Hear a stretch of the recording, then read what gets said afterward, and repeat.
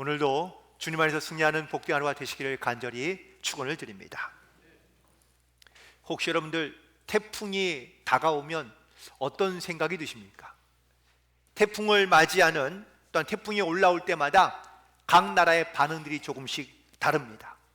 먼저 미국은 태풍이 올라오면 사람이 다치지 않아야 될 텐데 라고 먼저 생각하며 사람 걱정을 합니다. 두 번째, 일본은 태풍과 지진이 많이 오면 건물이 무너지지 말아야 되는데 지진 걱정 때문에 사실 이제 건물을 걱정하는 것이죠.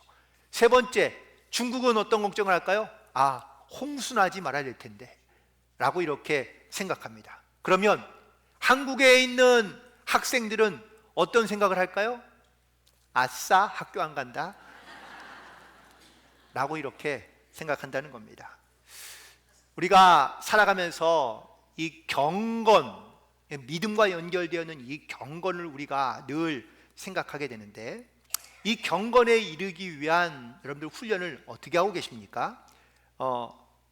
리차드 포스터 교수가 쓴 영성훈련과 성장이라는 책이 있는데, 이 책에서 그는 경건을 이렇게 말합니다. 마음이 원하는 것을 육신이 따라가는 것, 그래서 영과 육이 조화를 이루는 것을 바로 경건이라고 이야기합니다. 그러면서 이 경건에 이르는 연습 세 가지가 있는데, 첫 번째는 내적인 연습이 있고, 두 번째는 외적인 연습이 있고, 세 번째는 집단적인 연습이 있다라고 이야기합니다. 첫 번째, 그래서 이 내적인 연습의 대표적인 것은 바로 묵상입니다. 묵상이란 하나님의 말씀을 깊이 생각하고 기도하는 것을 의미합니다. 예를 들어 여러분이 병이 들어서 약을 타러 약국에 갑니다. 그러면 약사가 그 병에 잘 듣는 약을 처방해 주면, 그러면 그 약을 가지고 와서 식탁에 잘 놓으면 병이 낫습니까? 약을 먹어야죠. 그 약을 먹어야 병이 낫는데, 약을 먹지 않고 그냥 식탁에만 잘 올려놓으면 병이 낫는다고 믿는 사람은 조금 이상한 사람입니다. 여러분, 경건도 마찬가지입니다. 우리가 하나님의 말씀을 그냥 이렇게 그냥 테이블에 잘 올려놓고 보기만 한다고 이 말씀이 우리를 영적으로 건강하게 만드느냐? 그렇지 않다는 겁니다. 매일마다 이 말씀을 먹어야 우리의 영이 건강해지고 또한 강건해지는 줄 믿습니다. 그래서 시편 1편 2절에 있는 말씀에 보니까 여호와의 율법을 즐거워하여 주야로 묵상하는 자, 이 말씀을 먹는 자가 복 있는 자, 그리고 또한 하나님의 은혜로운 믿음의 삶을 살아가는 성도인 줄로 믿습니다. 두 번째, 외적인 연습의 대표적인 것은 복종 혹은 순종이라고 말할 수 있습니다. 많은 사람들이 믿음을 이렇게 생각합니다. 내가 원하는 것을 이루는 것. 그러나 때로는 내가 원치 않는 것도 내가 신앙과 믿음 생활을 하면서 우리가 순종하며 복종하며 나아가는 것이, 이것이 진짜 믿음인 것이지, 내가 원하는 것만 이루려 한다면 그게 과연 믿음일까? 마가복음 8장 34절에 예수님께서 말씀하시기를, 누구든지 나를 따라오려거든 자기를 부인하고 자기 십자가를 지고 나를 따르라고 말씀하고 있습니다. 이 말씀이 무슨 뜻입니까? 내가 원하는 것, 내 마음대로 내 뜻대로 하는 것이, 그것이 주님의 제자가 아니라, 내가 원치 않더라도, 내가 기뻐하지 않는다 할지라도 자기를 부인하고 자기 십자가를 지고 따라하는 것이, 이것이 바로 믿음의 삶, 복종의 삶이라고 말씀하고 있는 겁니다. 세 번째는 바로 집단적으로 우리가 연습할 수 있는 가장 대표적인 것이 바로 예배입니다. 예배는 살아계신 하나님을 만나고 체험하는 그러한 시간인 것이죠. 그런데 우리는 이 예배를 조금 가볍게 여기거나 소홀하게 여기는 경향이 있긴 합니다. 내가 예배를 통하여 하나님의 임재를 느끼고, 예배를 통하여 내 신앙과 믿음을 돌아보고, 그리고 내가 정말 사모하는 마음을 가지고 하나님께 가까이 나아가게 하는 게 이것이 바로 예배인데, 우리는 이 예배를 일주일에 한 번만 내가 주일날 와서 이렇게 앉았다 가면 예배를 드렸다라고 이렇게 생각한다는 것이죠. 여러분, 예배는 주일날 한 번 와서 이 자리에 앉아있다 가는 게 예배가 아닙니다. 이 자리는 여러분들이 하나님의 임재 혹은 하나님의 살아계심을 여러분들이 느끼고, 또한 그 은혜, 그 사랑을 여러분들이 믿음으로 결단하며 한 주간을 믿음으로 살아가게 하는 가장 은혜로운 시간인 줄로 믿습니다. 그래서 이 예배를 통하여, 또한 예배가 이 주일만 있는 것이 아니라 매일 새벽 예배도 있고 혹은 수요 예배도 있고 금요 예배도 있고 내 삶에 많은 예배가 있는데, 그 예배 가운데 하나님을 여러분들 정말 직접 체험하고 하나님의 임재를 경험하고 살아계신 하나님의 뜻을 따라 믿음으로 순종하며 나아갈 수 있는 복된 성도들 되기를 간절히 소망합니다. 사람에게는요 6가지의 감옥이 있다고 합니다. 첫 번째 감옥은 자아도취의 감옥입니다. 자기 잘난 맛에 사는 겁니다. 그래서 다 왕자병, 공주병 우리 다 걸려 있지 않습니까? 그래서 자아도취에 빠져 살아가다 보니 자기만 생각하고 자기가 기뻐하는 것만 하려 한다는 것이죠. 두 번째는 비판의 감옥입니다. 다른 사람의 단점과 약점을 비판하고 또한 그 비판하는 것을 좋아하는 경향이 있습니다. 세 번째, 바로 절망의 감옥입니다. 모든 것이 다 부정적으로 보이는 겁니다. 그러니 이 부정적인 생각과 판단이 늘 나를 절망 가운데 빠뜨리는 것이죠.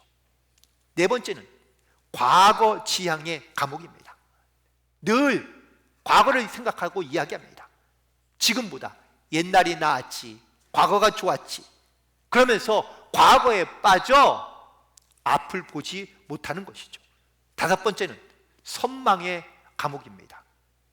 내가 가진 것보다 다른 사람이 가진 것이 훨씬 더 좋아 보이고 그리고 커 보이는 겁니다. 그래서 남의 것을 더 자기 것처럼 여기고 빼앗으려 하는 그런 마음 가지고 살아가는 겁니다. 여섯 번째는 질투의 감옥입니다. 사촌이 땅을 사면 배가 아픈 것처럼 남이 잘 되는 것을 시기하고 싫어하고 견디지 못하는 겁니다.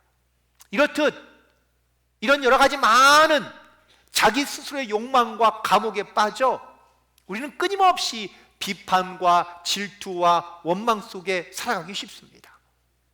하나님께서 우리 가운데 원하시는 것은 기쁨과 감사와 소망과 위로인데, 우리는 이 영적인 경건의 훈련을 통하여 내 삶의 혹은 우리의 신앙의 모습 가운데 이런 주님이 주시는 기쁨과 은혜를 누리며 살기를 원하시는데, 우린 스스로 자기의 세상 가운데 혹은 자기의 세계 가운데 감옥 가운데 빠져 이 기쁨과 은혜를 누리며 살아가지 못하고 있기에 우리 가운데 영적인 훈련, 경건에 이르는 훈련을 통하여 하나님 앞에 더 깊게 혹은 하나님 앞에 더 가까이 은혜로운 삶을 살아갈 수 있는 믿음의 결단이 있게 되기를 간절히 소망합니다.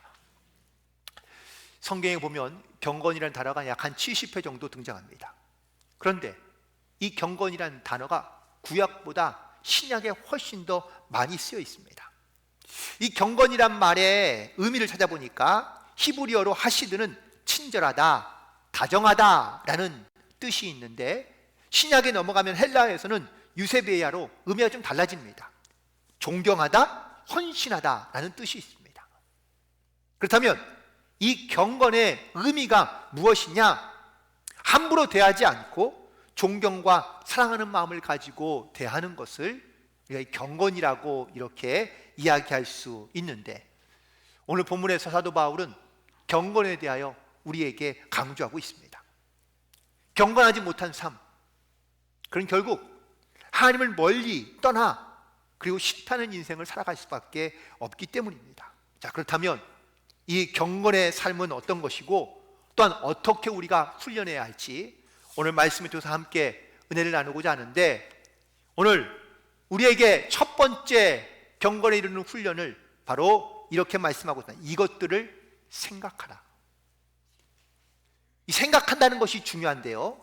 로마서 8장 5절부터 6절에 있는 말씀에 보니까 육신을 따르는 자는 육의 일을, 영을 따르는 자는 영의 일을 생각하나니 육신의 생각은 사망이요 영의 생각은 생명과 평안이라고 말씀하고 있습니다. 혹시 여러분 어떤 생각으로 지금 가득하십니까? 무슨 생각을 하고 계십니까? 내가 생각하는 것들을 가만히 돌이켜보면 지금 나의 영적인 상태를 우리가 충분히 짐작할 수 있기 때문입니다. 내가 다시 예배하는 이 자리에 앉아있긴 하지만 여전히 내가 세상에 있는 여러 가지 많은 일들로 말미암아 염려하고 근심하고 걱정하고 그런 생각들로 가득하다면 내 삶은 어떨까요? 불안하고 그리고 근심 가운데 살아갈 수밖에 없습니다. 하지만 내 안에 영의 생각들, 주님의 은혜, 주님의 사랑, 주님의 어떤 이러한 말씀으로 내 안에 가득하다면 우리가 그 주님의 영적인 은혜로 말미암아 감사하며 기뻐하는 삶을 살아갈 수 있는 줄로 믿습니다. 또 내 안에 자꾸 나쁜 생각, 악한 생각들을 품고 있다면 나의 영적인 상태는 절대 죄에서 벗어나기 어렵습니다. 그러니 악한 생각을 버리고 육의 생각을 버리고 영의 생각들을 우리 가운데 하며 그리고 이 영의 생각을 가지고 살아가야 한다고 말씀하고 있는 겁니다. 열왕기하 5장에 보면 나아만이라는 사람이 등장합니다. 이 사람은 이스라엘의 사람이 아니라 이웃나라인 이방 사람인 아람 나라의 군대 장관입니다. 그런데 그가 몹쓸병에 걸렸습니다. 병에 걸리기 전까지 그는요 세상을 다 가진 자처럼 살았습니다. 전쟁의 영웅이고 또한 나라의 장관이기 때문에 임금 말고는 자기가 가장 최고로 잘 나가는 사람입니다. 그런데 그의 병이 들었는데 하필 그의 병은 문둥병입니다. 아무도 고침받은 적이 없는. 그래서 그는 절망 가운데 빠져 삽니다. 여기저기 병을 고치기에 알아봤지만 노력했지만 고칠 수 없습니다. 그러다가 종이 하나 있는데 이 종이 이스라엘에 있는 엘리사라는 선지자를 만나면 고칠 수 있다고 이야기합니다. 그래서 그에게 줄 선물을 가득히 들고 엘리사를 찾아갑니다. 근데 엘리사가 나와보지도 않고 그에게 말합니다. 저기 요단강가에서 7번 씻으세요. 화가 나는 겁니다. 감히 나에게 이런 푸대접을? 머리끝까지 화가 난 이 나만이 집으로 돌아가려고 합니다. 그러자 그의 종들이 말립니다. 주인이요, 우리가 여기 온 이유가 뭡니까? 주인의 병을 고치기 위함이 아닙니까? 이제는 군대의 용사 아니면은 전쟁의 영웅 이런 거 생각하지 말고 지금은 문둥병자이니 이 병을 고치기 위하여 왔다고 생각하고 그의 말을 들어봅시다 라고 설득해서 그를 결국은 요단강가에서 씻으니 그 병이 나은 줄 믿습니다. 여기서 우리가 꼭 기억해야 할 것이 있습니다. 우리는 내가 가지고 있는 문제를 가지고 우리가 하나님 앞에 나왔음에도 불구하고 우리는 여전히 내 생각 그리고 내 경험 혹은 내 뜻대로 살아가려 한다는 겁니다. 분명히 내 문제를 가지고 주님 앞에 나왔으면 주님의 음성을 듣고 주님의 말씀을 듣고 그 말씀대로 우리가 순종하며 나아가야 되는데 여전히 우리는 나의 모습, 나의 생각 혹은 내 뜻대로 살려 하는 그러한 경향이 강해서 말씀대로 우리가 행하지 않으려 한다라는 겁니다. 그러니 그 결과는 불을 보듯 뻔한 겁니다. 내 생각보다 주님의 뜻, 주님의 말씀이 무엇인지를 우리가 귀를 기울여 듣고 그 말씀 가운데 순종함으로 진리와 생명의 길로 나아가는 복된 성도들이 되기를 간절히 축원을 드립니다. 두 번째 훈련의 방법은 무엇이든지 라는 말입니다. 빌립보서 4장 8절에 무엇이든지라는 이 말이 총 8번 등장하는데요, 이 말을 헬라어로는 호사라고 말합니다. 근데 이 호사라는 말에는 4가지의 의미가 있습니다. 첫 번째는 언제나 라는 말이고, 두 번째는 어디서나 라는 말이고, 세 번째는 누구에게나 라는 말이고, 네 번째는 무슨 일이 있으나 라는 말입니다. 무엇이든지 라는 말은 상황이나 환경이나 혹은 때에 따라서 바뀌어지고 달라지는 상황적인 윤리가 아니라 절대로 바뀌지 않는, 달라지지 않는 절대적인 윤리라는 것을 말씀하고 있는 겁니다. 여러분, 기독교인의 도덕관과 윤리관, 신앙관이 혹시 내 상황에 맞추어서 혹은 때에 따라서, 사람에 따라서 달라지는 것입니까? 세상의 윤리는 상황적 윤리가 많습니다. 그때 다릅니다. 사람마다 다릅니다. 때마다 다릅니다. 그러니 어디에 기준을 둬야 될지 알 수 없는 게 세상의 윤리입니다. 하지만 신앙적 윤리, 그리스도인의 윤리와는, 가치관은요, 절대적인 겁니다. 예를 들어 세상 사람들은요, 자기를 좋아하고 자기를 사랑해 주는 사람을 좋아하고 사랑합니다. 반대로 자기를 미워하고 싫어하는 사람들은 싫어하고 미워합니다. 나에게 주는 만큼 나도 보답하고, 나에게 해를 끼치는 만큼 나도 보응합니다. 이것이 도덕적이며 또한 윤리적으로도 당연한 이치라고 생각합니다. 이에는 이, 눈에는 눈. 그런데 오늘 사도 바울은 우리에게 다른 기독교의 윤리를 말하고 있습니다. 무엇이든지. 이 무엇이든지라는 말은 자기에게 어떻게 하든지, 내 형편이 어떻든지 대상과 상황에 따라 변하고 달라지는 것이 아니라 변함이 없어야 한다라는 말입니다. 우리가 세상을 살아가면서 내 마음대로 내 상황에 맞추어서 때에 따라서 우리의 신앙, 우리의 가치는, 우리의 믿음이 바뀌고 달라진다면 과연 우리는 무엇을 중심으로, 또한 우리는 누구를 위하여 살아가고 있는 것입니까? 그래서 오늘 본문에 있는 말씀 가운데 경건에 이르는 훈련, 또한 경건을 지키기 위한 훈련으로 6가지를 말씀하고 있습니다. 첫 번째가 바로 무엇이든지 참되어야 된다라는 말입니다. 참되다라는 말이 뭡니까? 말이나 행동만이 아니라 마음이나 생각에도 거짓이 없는 진실한 상태를 의미하고 있습니다. 거짓이 나쁘다는 것 누구나 다 압니다. 그런데 거짓이 없는 참된 삶을 살아가기가 쉽지 않습니다. 심지어 신앙을 가진 그리스도인들도 거짓 없는 삶을, 참된 삶을 살아가기가 쉽지 않습니다. 요한복음 4장 23절에 보니까 아버지께서 참되게 예배하는 자들은 영과 진리로 예배할 때가 오나니 곧 이때라. 아버지께서는 자기에게 이렇게 예배하는 자를 찾으신다고 말씀하고 있습니다. 여러분, 참되게 예배하는 것은 과연 뭘까요? 거짓이 없이 예배한다는 겁니다. 영과 진리로 예배하는 것, 이것이 우리가 영으로 깊이 있게 들어가서 예배하는 것, 내 안에 가식이 없고 내 안에 꾸밈이 없고 내 모습 가운데 거짓이 없이 예배 드리는 것, 이것이 바로 참되게 예배하는, 영과 진리로 예배 드리는 그러한 성도들의 모습인 줄로 믿습니다.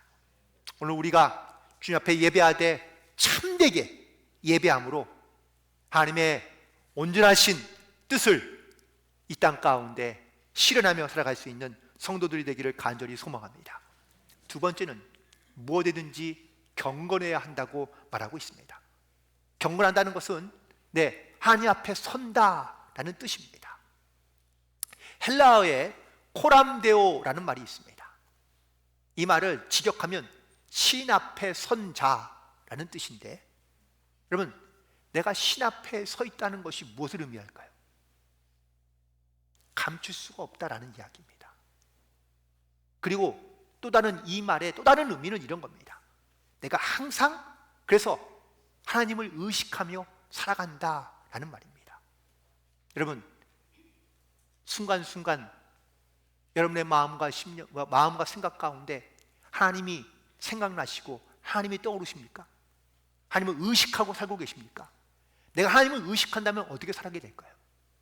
내가 하나님 앞에 서 있다는 말은 경건이라는 말과 똑같은 말인데, 내가 하나님을 의식한다면 내가 과연 이렇게 하는 것이 옳은 일인지 혹은 옳지 않은 일인지 우리 가운데 분명히 분별력이 생기게 된다는 사실입니다. 누구를 만나건 누구와 대화하건 무슨 말을 하건 무슨 생각을 하건 내가 하나님을 의식하는 삶을 살기 시작하면 그때부터 경건의 삶이 시작된다는 사실입니다. 다니엘, 우리가 알고 있는 구약의 다니엘에 대한 이야기인데요, 이 다니엘이 6장 10절에 보니까 다니엘이 이 조서에 왕의 도장이 찍힌 것을 알고도 자기 집에 돌아가서는 윗방에 올라가 예루살렘을 향한 창문을 열고 전에 하던 대로 하루 3번씩 무릎을 꿇고 기도하며 하나님께 감사했다라고 말씀하고 있습니다. 다니엘은 이 바벨론 나라의 총리이긴 하지만 왕의 조서에 도장이 찍혔다는 것이 무슨 뜻인지 알고도 불구하고 이 명령을 어기면 자기가 죽을 것을 알면서도 그는 자기가 하나님 앞에 서 있는 그런 존재임을 깨닫고 그는 하루에 3번씩 기도하는 것을 멈추지 않았다라고 말씀하고 있는 겁니다. 우리도 이 경건의 삶을 지키기 위하여 과연 우리는 어떻게 애쓰고 힘쓰며 노력하고 있습니까? 3번째는 무엇이든지 옳아야 합니다. 옳다는 말은 법적으로나 도덕적으로나 바른 정의를 의미하고 있는 겁니다. 그리스도인들이 말씀의 법은 잘 지키는데 세상의 법은 잘 지키지 않는다? 이게 과연 옳은 일일까요?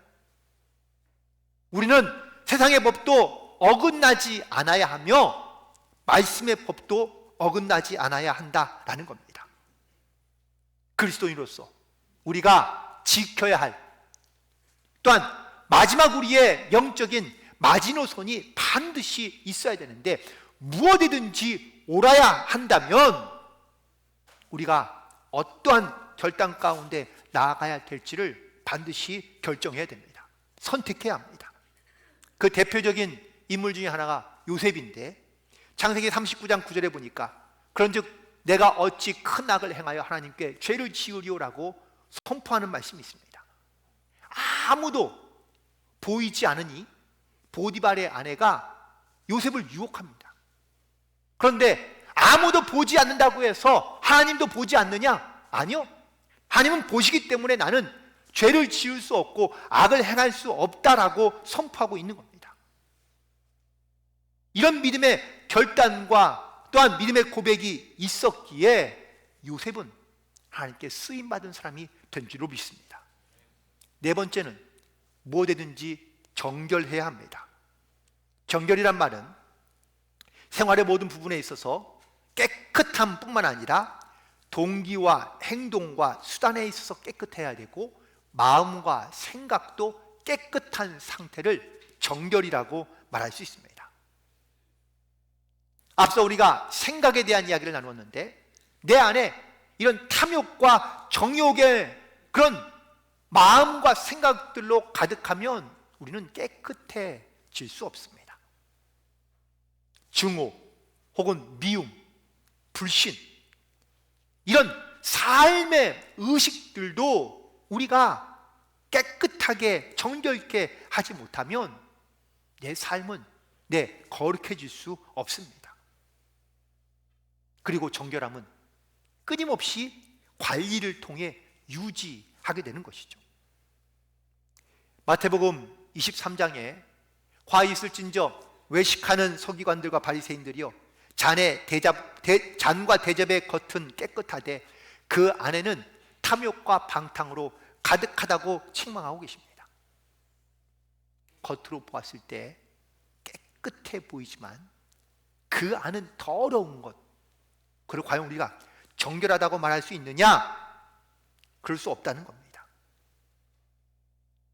우리는 오늘도 하나님 앞에 우리의 깨끗한 그런 믿음을 가지고 주님 앞에 나아가는데, 겉만 깨끗한 것이 아니라 그 속까지 안까지 깨끗하고 정결하여 하나님의 마음에 합한 자로 살아가는 저와 여러분이 되기를 간절히 소망합니다. 다섯 번째는 무엇이든지 사랑받을 만 해야 한다라고 말씀하고 있습니다.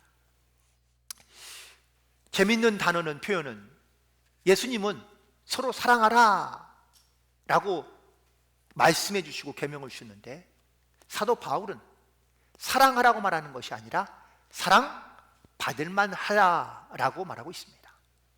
제가 물을까요? 여러분, 사랑하는 게 어려우세요? 사랑받는 게 어려우세요? 예? 사랑받는 게 어려우세요? 사랑받는 게 어려운 이유는 뭘까요? 내가 먼저 사랑해야 하기 때문에 그렇습니다. 내가 먼저 사랑하지 않으면, 내가 먼저 용서하지 않으면, 내가 먼저 희생하고 내가 먼저 헌신하지 않으면 우리는 사랑받기가 어렵기 때문입니다. 그래서 사랑을 받을 만하라라는 이 말의 더 깊은 의미는 먼저 사랑하라라는 의미를 내포하고 있다는 사실입니다. 사도행전 4장 32절에 보면 초대교회의 모습이 등장하는데, 믿는 무리가 한 마음과 한 뜻이 되어 모든 물건을 서로 통용하고 자기 재물을 조금이라도 자기 것이라고 하는 이가 하나도 없었다라고 말씀하고 있습니다. 무슨 뜻입니까? 초대교회는 먼저 섬기고 먼저 사랑하고 먼저 희생하고 먼저 내주고, 그러니 서로가 자기 내 것이 없이 서로가 통용하고 하나가 되어 다른 사람들에게 칭송받는 사람들이었다라는 사실입니다. 따라서 우리도 내 삶에도 이렇듯 먼저 사랑함으로 사랑받을 만한 그러한 믿음의 사람들로 살아가는 우리 모두가 되기를 간절히 소망합니다. 마지막 여섯 번째는 바로 무엇이든지 칭찬받을 만 해야 한다라는 것입니다. 칭찬받을 만하다는 뜻은 정중하고 우아하고 고상한 사람이라는 칭찬의 말을 듣는 것이라고 설명하고 있는데요, 내가 누군가를 칭찬한다면, 내가 누군가를 칭찬하고 있다면 그 사람은 과연 어떤 사람일까? 아마 칭찬받을 만한 사람이 된다는 것은 어떤 지위의 높고 낮음 때문이 아니라, 힘을 가지고 있거나 없기 때문이 아니라, 그가 그 마음의 중심에 행한 일을 보고 또한 그 모습을 보면서 그가 행한 일을 이야기하고 있기 때문입니다. 그러나 어떤 사람이든 칭찬을, 그 자기의 삶의 자리에서 칭찬받지 못하고 있다는 이유는 몇 가지가 있을 겁니다. 첫 번째는 최선을 다하지 않기 때문입니다. 또한 처음에는 안 그렇지만 어느 순간이 지나면서 교만한 마음이 생겼기 때문입니다. 또 어떤 경우에는 자기에 맡겨진 일을 소중히 여기지 않고 그리고 겉으로만 일하기 때문입니다.